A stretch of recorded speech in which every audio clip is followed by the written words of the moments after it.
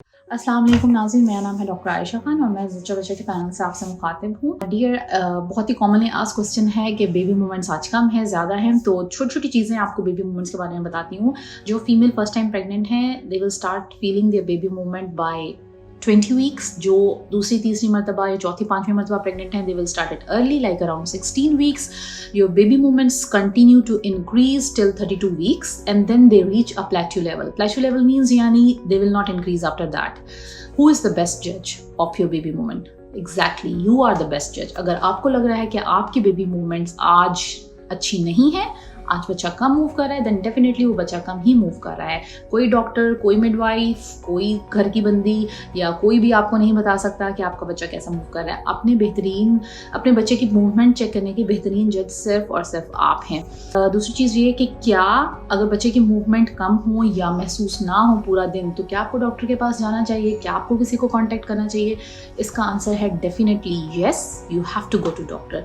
Specially ऐसी खवातीन जिनके अंदर पहले हिस्ट्री हो एक बच्चे की डेथ की, कि उनका बच्चा पेट के अंदर फौत हो चुका हो, या ऐसी खवातीन जो हाइपरटेंसिव हों, जिनको ब्लड प्रेशर की तकलीफ हुई हो ड्यूरिंग प्रेगनेंसी, जो ब्लड प्रेशर के मर्ज में मुबतला हों, जिनको गुर्दों का मसला हो, या उनका बच्चा छोटा हो. बच्चा छोटा हो मतलब कि बच्चे की ग्रोथ जो है वो उस तरह ना हो रही हो स्कैन्स पर जिस तरह एक नॉर्मल बच्चे की हो रही हो, ऐसी खवातीन. ऐसी तमाम खवातीन जिनकी हिस्ट्री उनको एक हाई रिस्क पे रखती है, शुगर, ब्लड प्रेशर या कोई भी ऐसा मेडिकल कंडीशन जिससे फीमेल सफ़र कर रही हो during pregnancy, these females have to take care of the baby movement very consciously.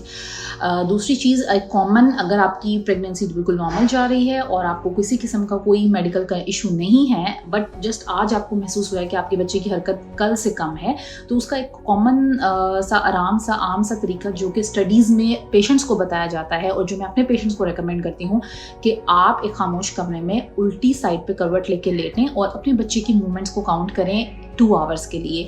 अगर आपका बच्चा 10 दफ़ा 2 घंटे में मूव करता है या इससे ज़्यादा, तो then it is satisfactory. It means यानी ओके, बच्चे की मूवमेंट्स ओके थी, लेकिन आप अपने काम में मसरूफ़ थी, इस वजह से आप अपने बच्चे की मूवमेंट्स को फील नहीं कर पाई. लेकिन अगर आपका बच्चा उस 2 घंटों में 10 मरतबा मूव नहीं करता या 1 या 2 बार मूव करता है, then it is a alarming sign. Then you have to go to your doctor and you have to do checkup for the baby.